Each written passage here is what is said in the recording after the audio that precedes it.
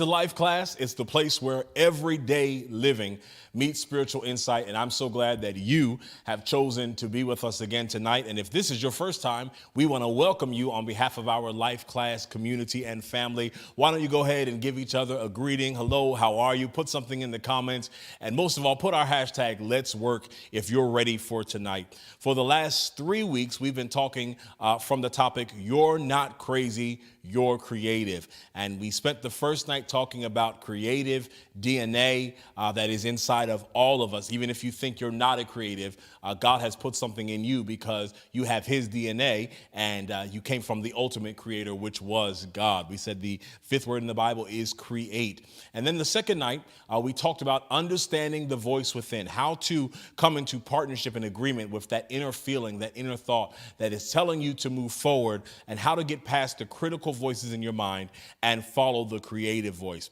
And tonight we're going to combine our last two lessons, and we're going to talk about strategies for creating. From vision to fruition, strategies for creating. And I really want to talk about this because I think this is the essential part to move out of just getting the understanding of what we're talking into actually execution, into moving.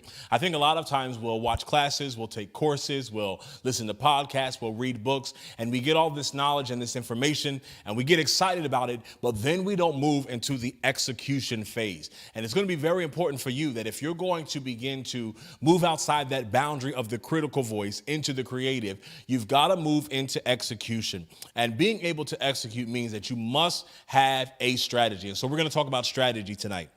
But of course, before we start, you still got time to invite somebody. Click, tag, and share. Let somebody know that Life Class is on right now. Think of someone in your family, in your at your job, in your circle of friends, your tribe who needs tonight. Let them know that Life Class is on. And make sure that you've downloaded the CamAWashington app, and also that you've texted CW now to 21000 so you get all of our updates. We're going to take a little break after this series, and we're going to come back in May. But I want you guys to stay with me because during that time, I'm going to be sending out things through the app. I'm going to be sending out, my team and I will be sending out notifications to you, updates on different things that are going on, and even some other series and virtual gatherings that we are planning for you. So make sure that you're signed up and you have the app as well.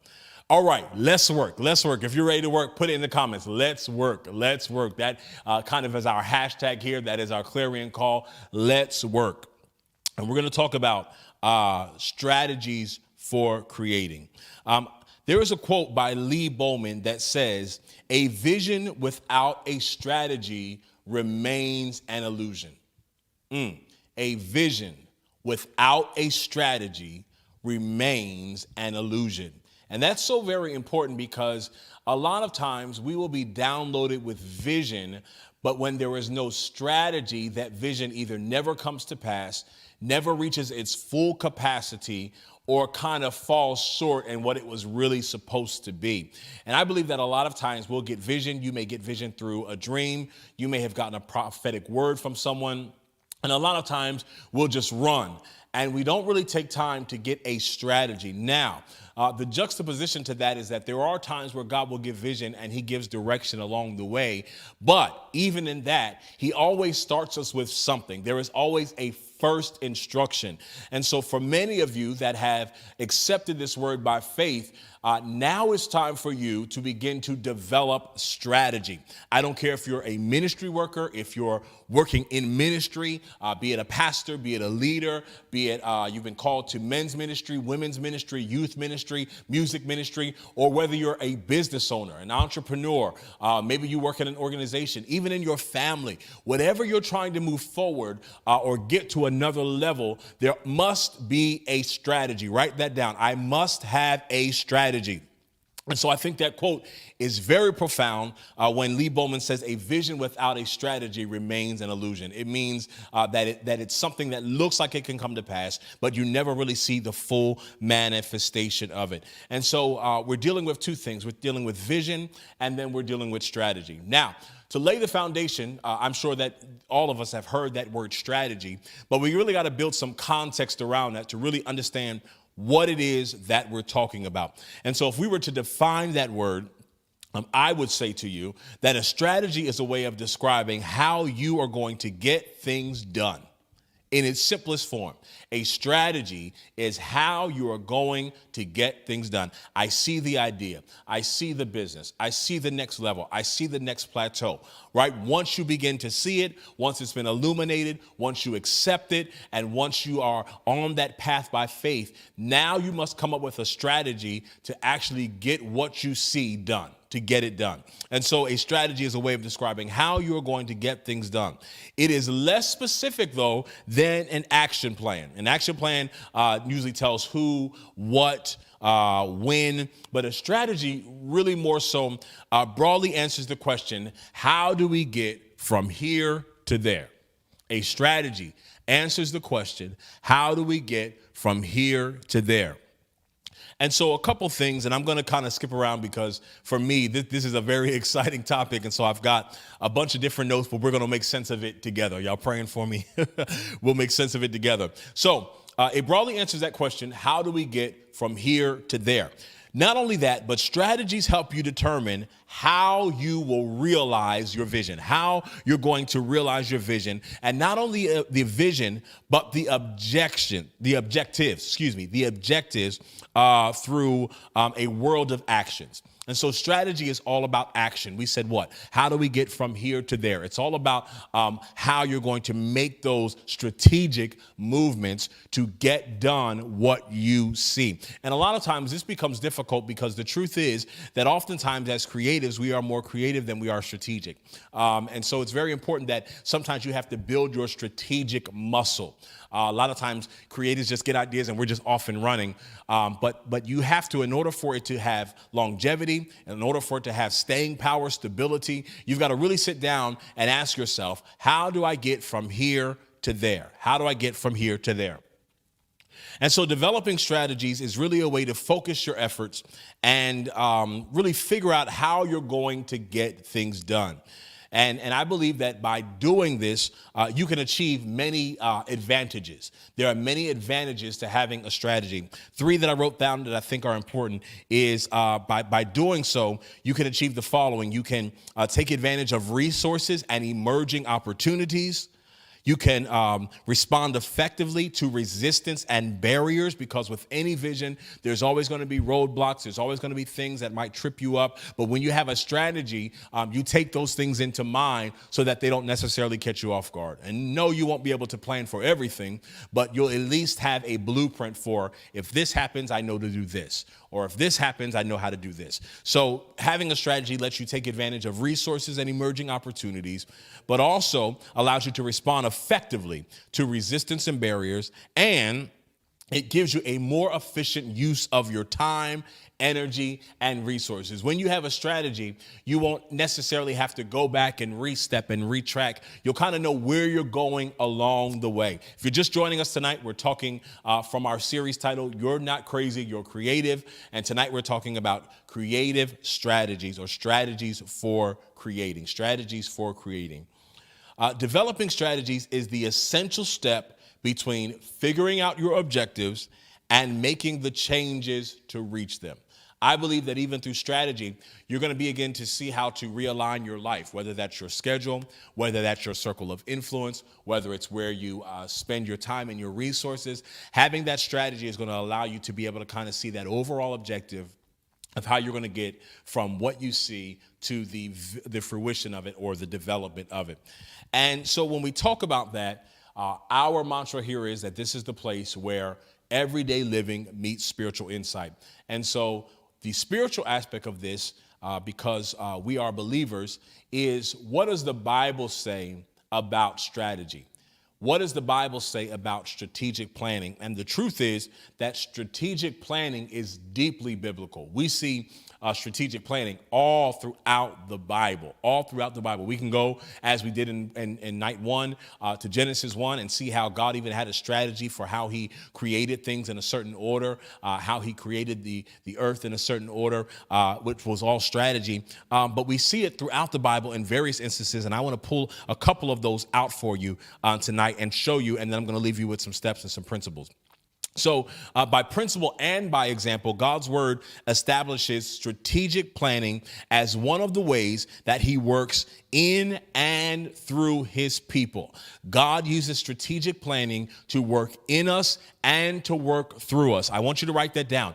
God uses strategic planning to work in us and to work through us. Flip the track, rewind it back, write it down. God uses strategic planning to work in us and to work through us. Okay? He uses it in both ways. And there are a number of leaders and people that we see in the Bible that he emphasizes and directs them through strategic planning. Not only do we see God direct them, but we see it as a part of their character trait. We see it with Moses, with the children of Israel. We see it with Joshua. We see it with Nehemiah. Particularly, I love the story of Nehemiah when Nehemiah is building the wall in Jerusalem. And he goes through strategic planning of how he's going to do it. And he comes against obstacles on the path there. Men who are trying to buffet him, men who are trying to distract him, men who are trying to hinder him from finishing the work. And he even says to them, I cannot come down because I am doing a good work. The only reason Nehemiah was able to withstand, even with adversity, is because he had a plan.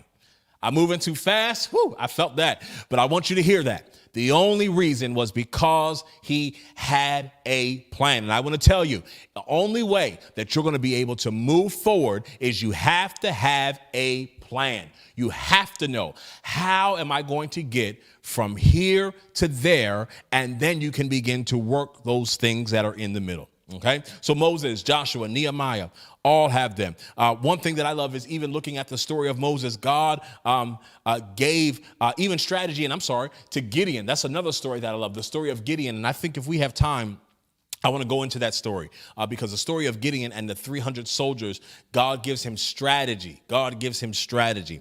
And so we see strategy, particularly even in the ministry of Jesus, in the recruiting of the 12 disciples, teaching in a new way through parables, healing, performing miracles, and bringing out reconciliation in unexpected ways.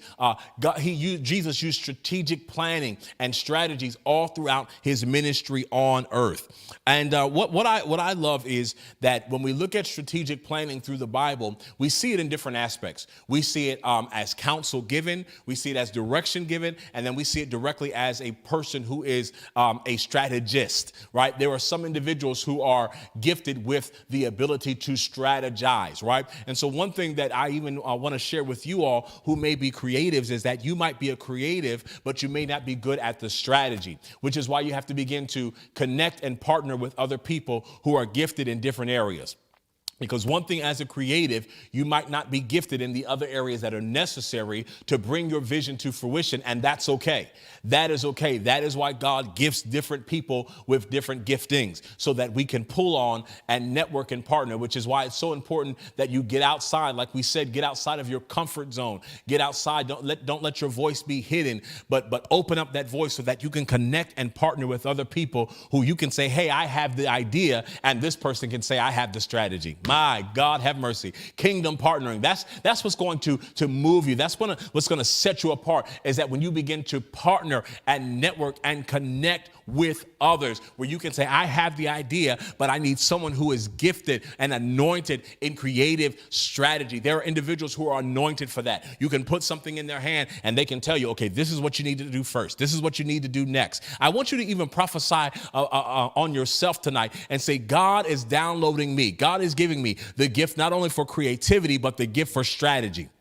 Glory be to God, that I'm not going to be frustrated with the idea because I don't know what to do next, but I'm believing by faith. I'm decreeing and declaring for myself. Come on, tell yourself tonight, lay hands on yourself. God is gifting me with not only creativity, but he's giving me strategy. He's allowing me and causing me to be a strategic planner. Somebody even put it in the comments. I will be a strategic planner. Even in your life, you may not be dealing with a creative idea right now. You may not be an entrepreneur, but guess what? You are the strategist fullness of your life. And when you begin to have more strategy in your life is going to be more fulfilled. It's going to progress on a greater level. It's going to flourish on another level. But you, even in your life, have to have strategy. God have mercy. You almost got to run your life like a business of sorts. How do I get from where I am to the next level? How do I upgrade? How do I promote? How do I cause promotion in my life? Let me tell you how it happens. It happens through having a strategy, having a plan, even your days, having some structure to your days, having some structure to your months, having some structure to your quarters and your years to see, how am I moving? How am I progressing? How am I elevating? Come on. I want you to put in those comments, I am the strategic planner of my life. Now, hear me, because we know that God is the ultimate planner. He can change our plan. But the one thing I love about God is that even though he can change our plan, he also can honor our plan. Oh, y'all don't hear that tonight. Not only can he change our plan, but he can honor our plan. And when we present something before the Lord that has been thought out, that has been clearly taken into consideration, then he can honor that and he can bless that. The reason that God can't bless some of us in the way we want to be blessed is because all we have is a wish and a prayer, but we don't have a strategy. God have mercy. But when you can begin to truly strategize and look at what the steps are, look at what you need to make it happen, then God can honor that. You ought to know how much money it takes for it to happen. What resources do you need? What locations do you need? Having a strategic plan that takes you beyond an illusion, like we said in the beginning, into strategy and fruition to see it happen.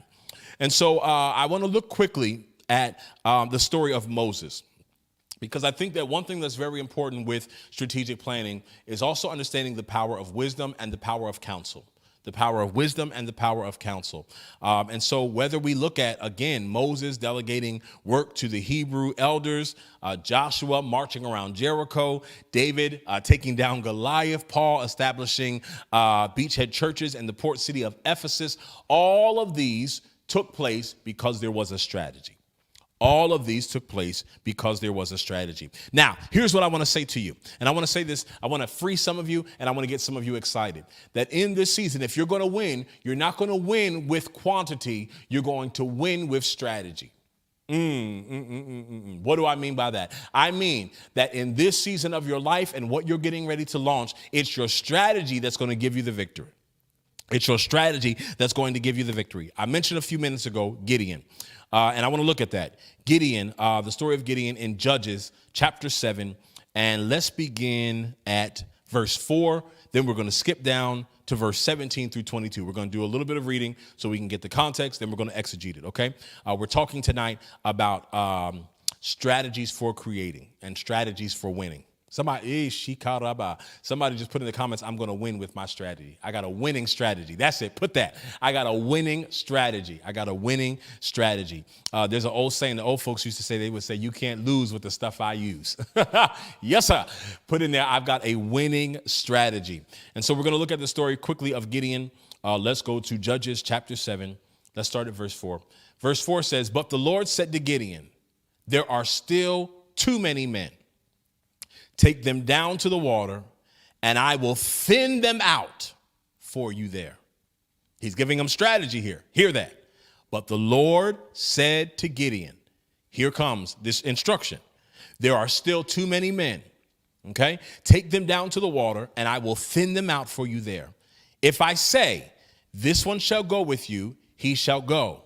But if I say, this one shall not go with you, he shall not go. Let's put some context around this. Gideon, God speaks to Gideon. Gideon is told that he is going to lead a mighty victory. He has not been in this position before. And so he goes into this very green. He goes into this very blindly, like some of you are getting ready to do with what God's going to speak to you. God's going to speak to you. He's going to give you an assignment, and you're going to say, God, I don't know where to start because I've never been here before. But God never gives you a vision or an assignment without giving you a strategy. Let me say that to you again. He never gives you a vision or an assignment without giving you a strategy. Okay. So he says, his assumption, Gideon's assumption is that if I'm going to do this on this massive level that you've called me to, then surely I need a lot of resources.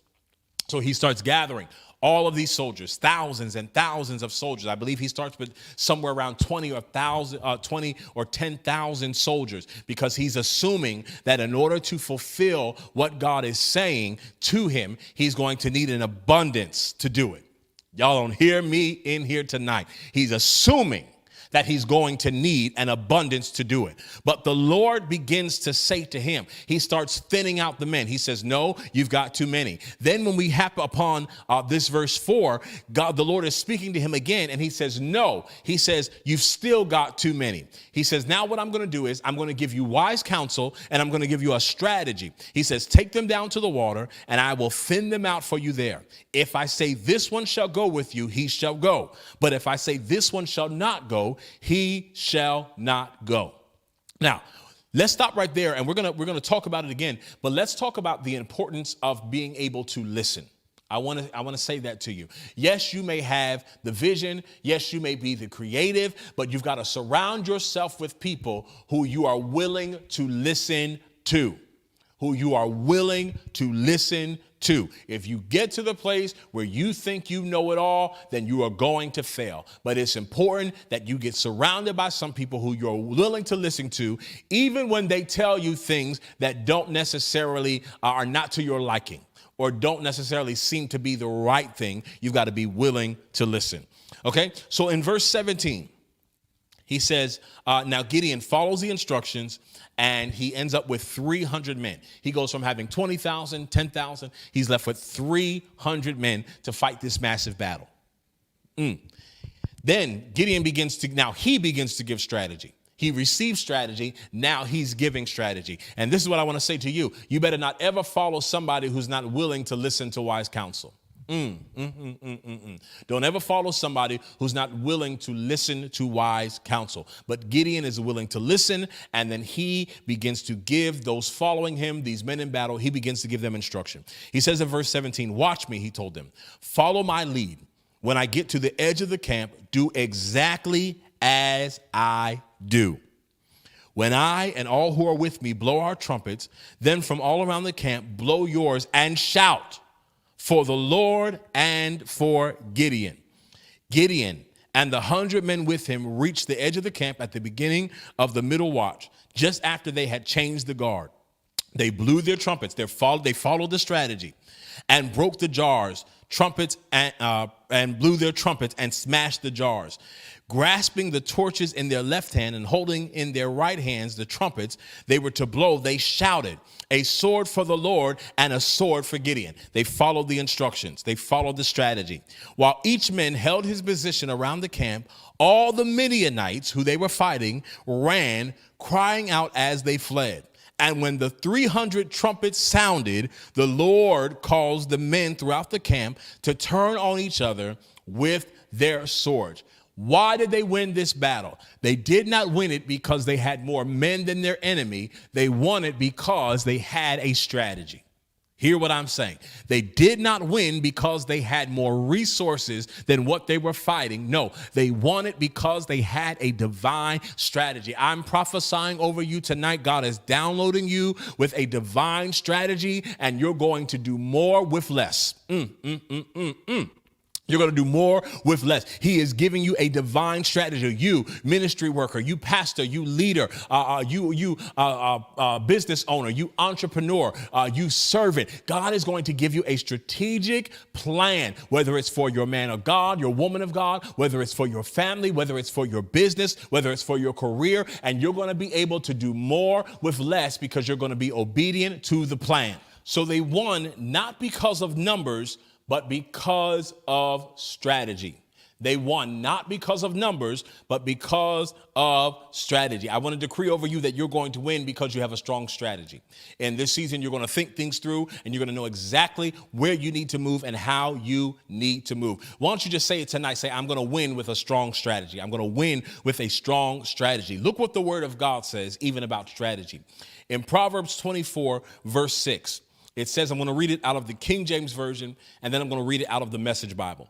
In the King James Version, it says, for by wise counsel thou shalt make thy war, and in multitude of counselors there is safety.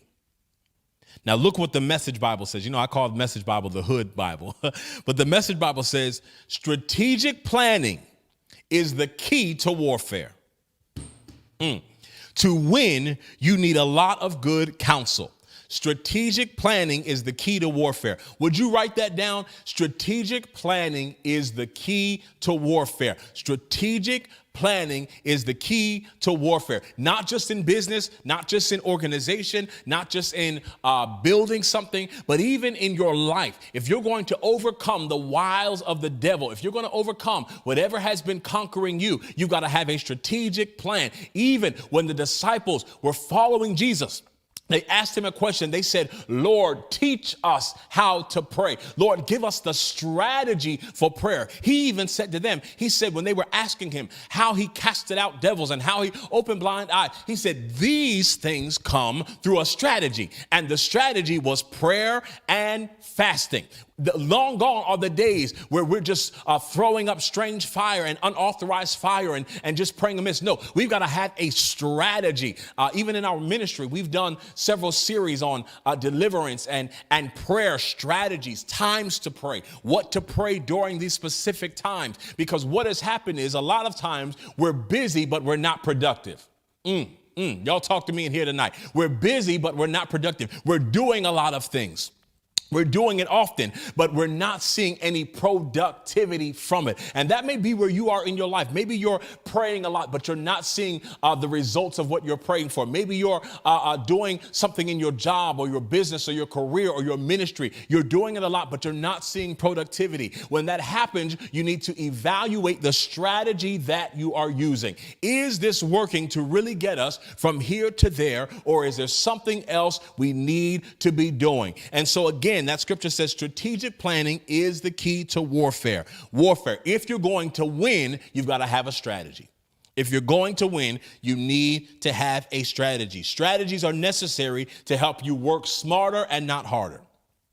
They are necessary to help you work smarter and not harder. And I mentioned several individuals in the Bible, Moses, Gideon, Nehemiah, Joshua. But one of the stories I love about counsel and about working smarter and not harder is the story of Moses. And I'll tell you in a very transparent moment, this is one of the stories that even in pastoring over the last 4 years that really helped me to understand how even leaders have to be very strategic with their time and what they invest their time in. And so the scripture, it's coming up on your screen. I want to start at verse 13 of the scripture. And it says, and this is the story of Moses and his father-in-law, Jethro. Jethro gives him, that sounds like real down south name, don't it? Jethro. He gives him a strategy. He gives him a strategy, and watch how Moses is willing to listen to this strategy for the betterment of himself and for the betterment of the people.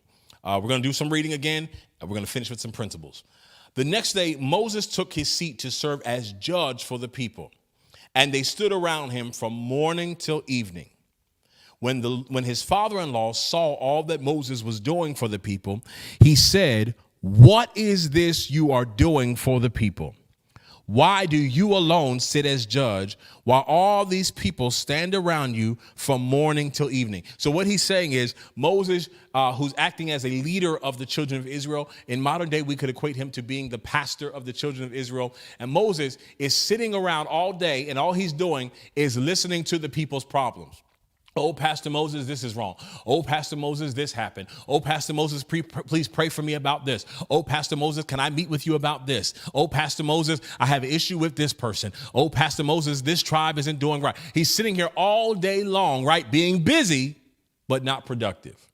And so his father-in-law, wise counsel, sees this, and he says, Moses, what in the world are you doing? Verse 15, Moses answered him, "Because the people come to me to seek God's will whenever they have a dispute." I'm going to leave that alone.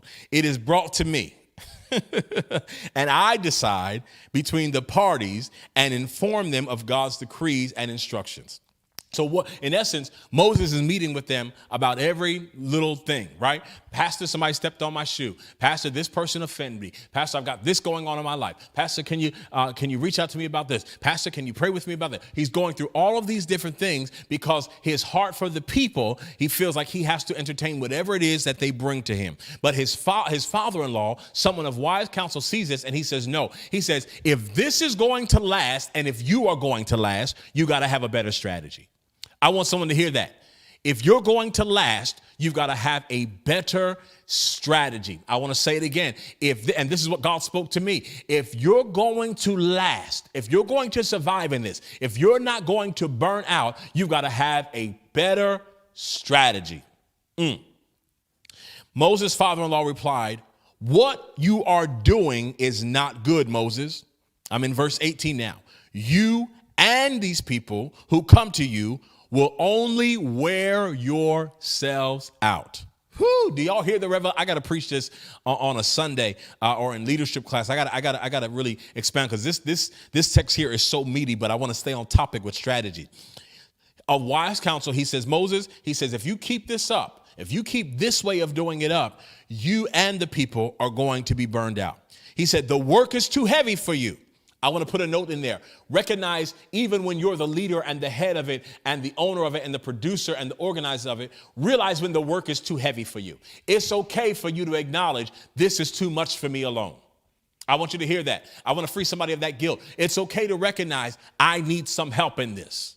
Hear that. Hear that. He says, the work is too heavy for you. You cannot handle it alone. Listen now to me and I will give you some advice and may God be with you. You must be, he throws a little shade at him right there. He's like, look, I'm going to give you the advice. And if you take it, you take it. If not, God be with you. But he gives him a strategy. He recognizes, and that's what part of strategy is, recognizing strengths and weaknesses and then coming up with a better plan.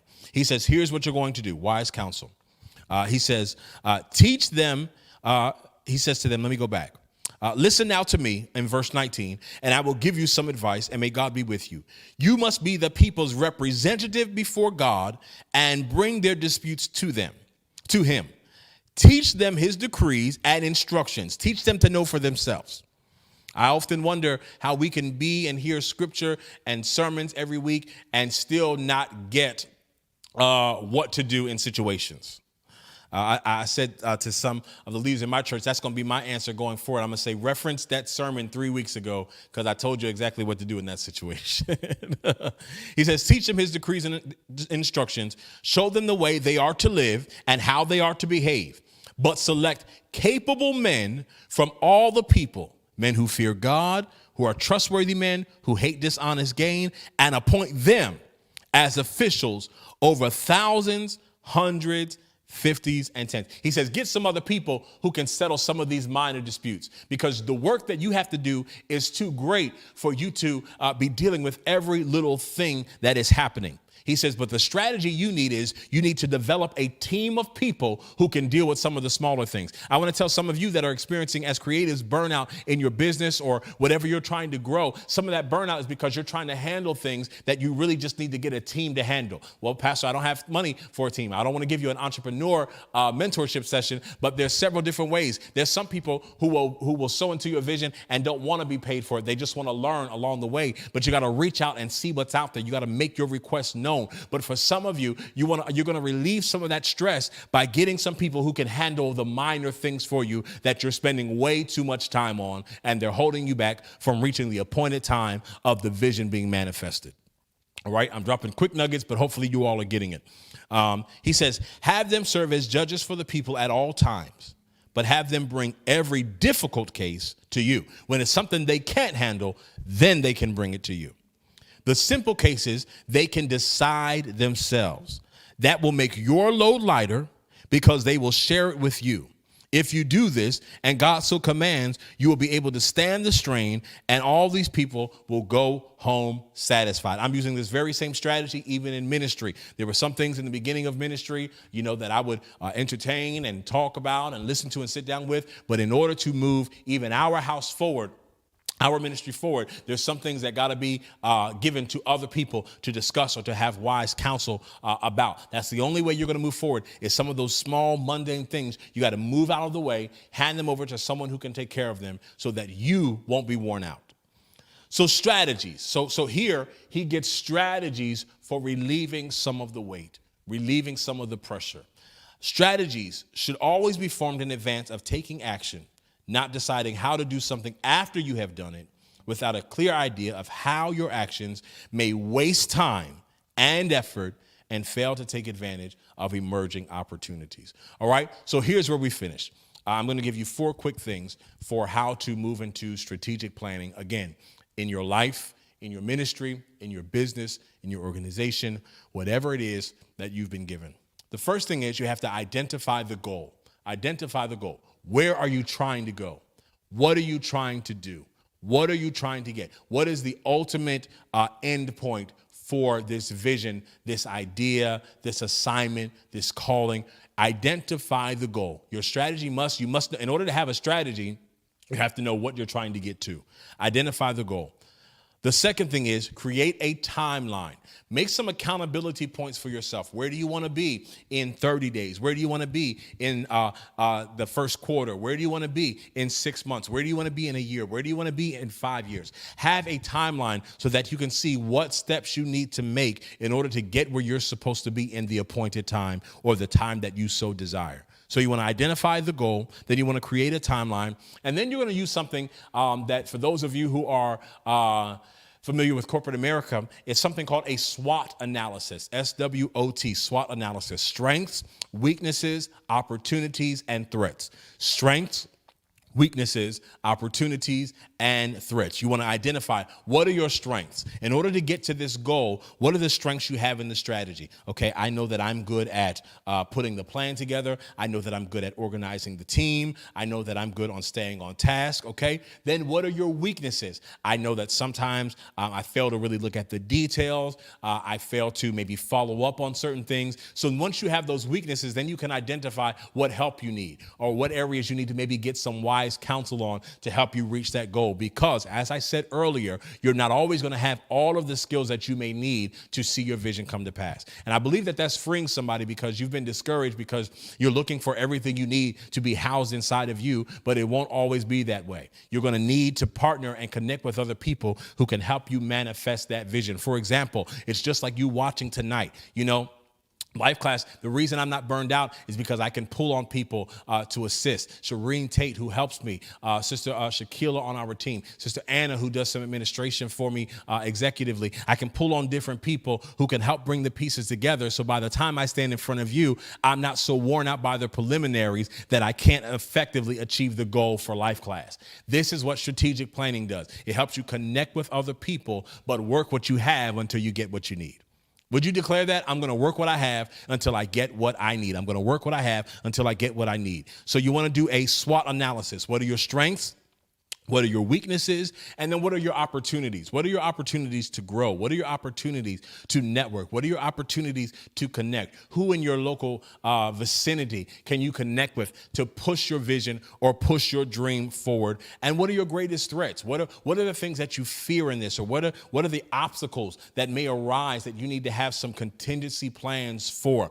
These are all the ways that you're going to have a strategic plan in order to move you forward. Now, I'm just giving you 4 quick ones, but there's several other ways and several other things you can encompass, but this is going to help you get started in your strategic planning. I'm believing God for you. I'm believing God for you that this is going to be an incredible rest of the year. It's going to be an incredible season where you're going to move outside of your comfort zone. You're going to create and build things like you've never done before. You're going to get uncomfortable. You're going to get confident in who you are, and you're going to recognize where your strengths are, where your weaknesses are, so that you can not only have a dream, but you can see it be manifested in the earth realm. I hope that you have enjoyed this series. I hope that it has blessed you in a tremendous, tremendous way. We're going to take a break, and I'm going to come right back with my final thought.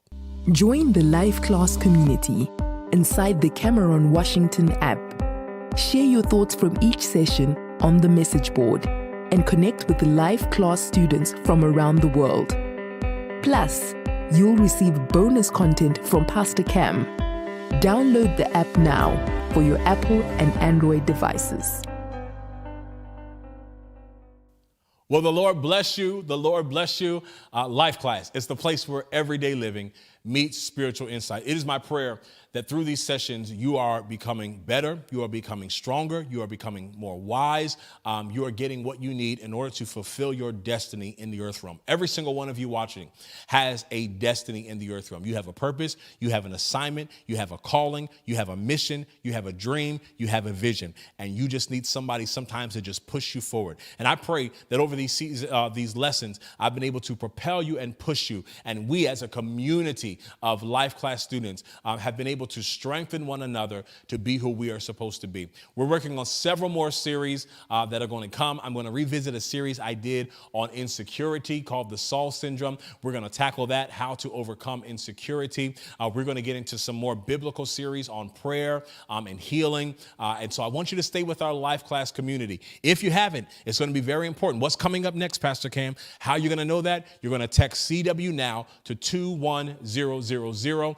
and you're also going to download the CamAWashington app so that you can get updates and the notes from these classes. And I want to thank all of you who have sown your gifts and your seeds to help us keep Life Class going. The only reason we can do this is because of you. And so we're so grateful for all of you that are partnering with us. Until next time, I want you to be strengthened through the power of the word as you live everyday life through spiritual insight.